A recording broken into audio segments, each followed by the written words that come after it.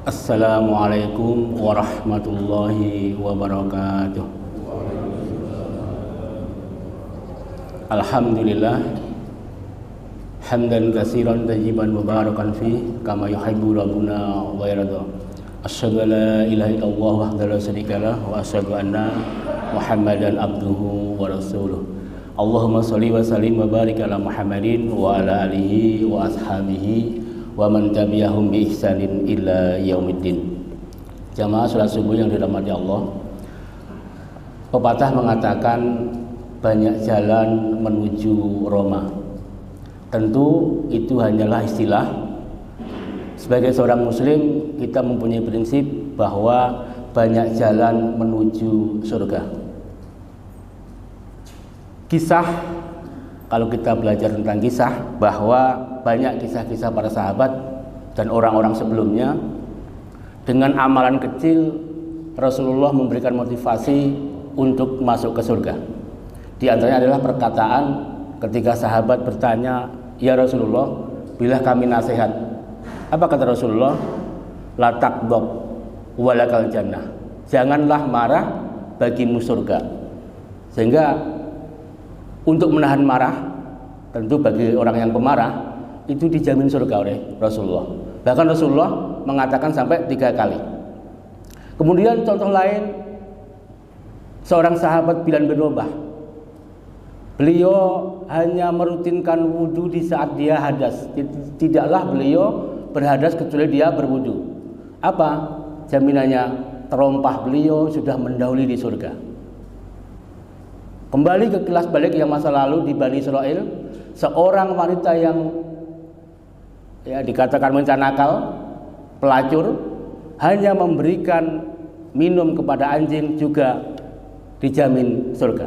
Sehingga amalan-amalan sosial itu berperan besar di dalam menghantarkan seseorang mendapatkan keridhaan Allah Subhanahu wa taala. Kisah yang kami sampaikan adalah seseorang sahabat yang dikatakan Rasulullah sebagai penghuni surga. Ya, dikisahkan dari Anas bin Malik. Anas bin Malik ini adalah pembantu Rasulullah selama 12 tahun. Ketika itu para sahabat dan Rasulullah sedang duduk-duduk istirahat ngobrol. Kemudian tiba-tiba Rasulullah berkata apa? "Sebentar lagi akan ada penghuni surga yang akan lewat di sini."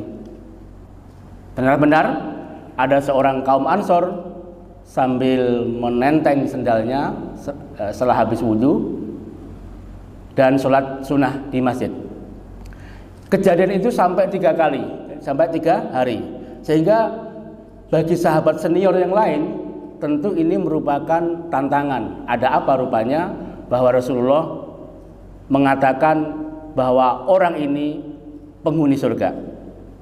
Sehingga seorang sahabat yang bernama Abdullah bin Amr bin As mengikuti langkah orang tersebut sampai rumahnya, dan dia minta izin untuk menginap di rumahnya untuk meneliti atau untuk mengawasi apa yang dilakukan atau amalan apa yang dikerjakan orang tersebut, sahabat tersebut. Walaupun sahabat ini tidak disebutkan namanya, akan tetapi di antara kriteria sahabat adalah orang yang hidup sejaman dengan Nabi atau bersama dengan Nabi.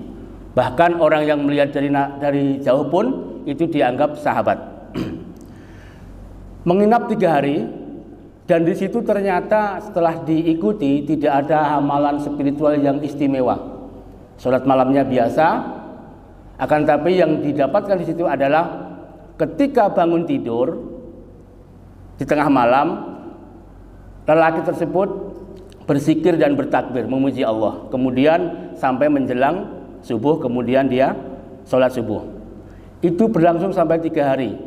Kemudian sahabat Amr ini berpamitan dan bertanya, "Kenapa? Amalan apa yang membuatmu Rasulullah berkata engkau masuk surga, sedangkan saya lihat kamu hanya biasa saja dalam ibadah spiritual?" Apa yang dikatakan? "Tidaklah aku sebelum tidur memaafkan semua kesalahan yang orang lain lakukan kepadaku, dan tidaklah aku mempunyai perasaan hasad, iri kepada orang." Tidaklah aku merasa sedih dengan kenikmatan yang didapatkan orang lain. Ya, ternyata inilah yang membuat lelaki itu dikatakan Rasulullah sebagai penghuni surga, yaitu amalan hati. Bagaimana orang mampu ataupun mau memaklumi kesalahan orang lain. Dan ini memang mudah untuk dikatakan, akan tapi memang berat sekali untuk dikerjakan, sehingga jaminannya adalah surga. Jaminan dirahmati Allah. Sehingga selain ibadah spiritual yang kita lakukan saat ini, baik sholat, tahajud, baca Quran, ternyata amalan-amalan sosial itu berperan besar di dalam menghantarkan kita menuju surganya Allah Subhanahu wa taala.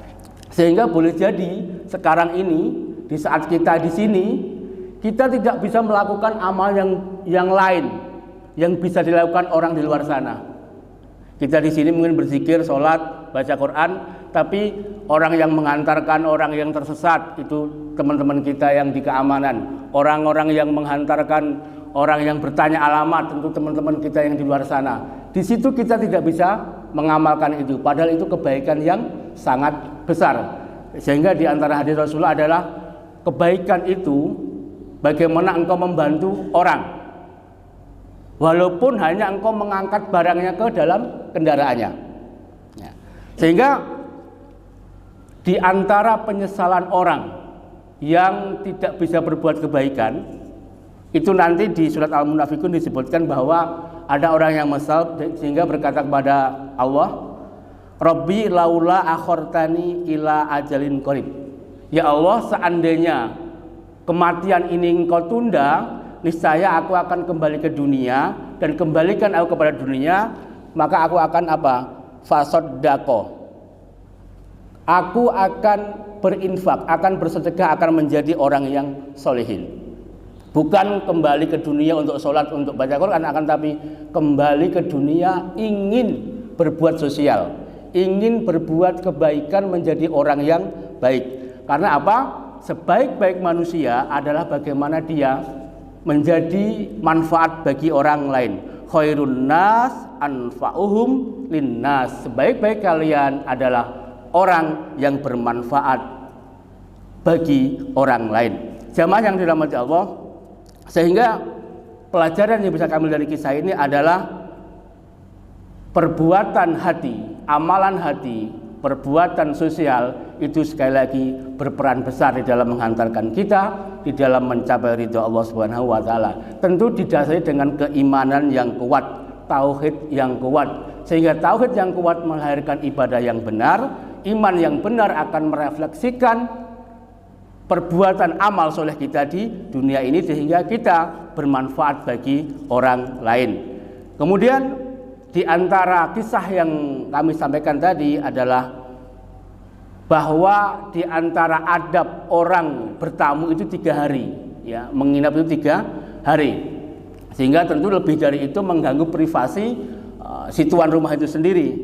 Dan di antara yang kedua adalah manfaat dari kisah ini bahwa seorang sahabat sangat bersemangat sekali di dalam masuk surga, sehingga apa yang dikabarkan Rasulullah dia selalu penasaran, ingin tahu apa yang dilakukan sahabat Ansor tersebut.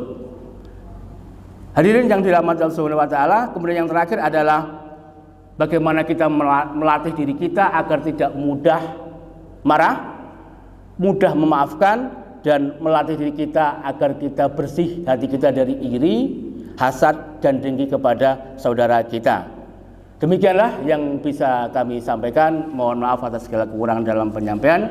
Assalamualaikum warahmatullahi wabarakatuh.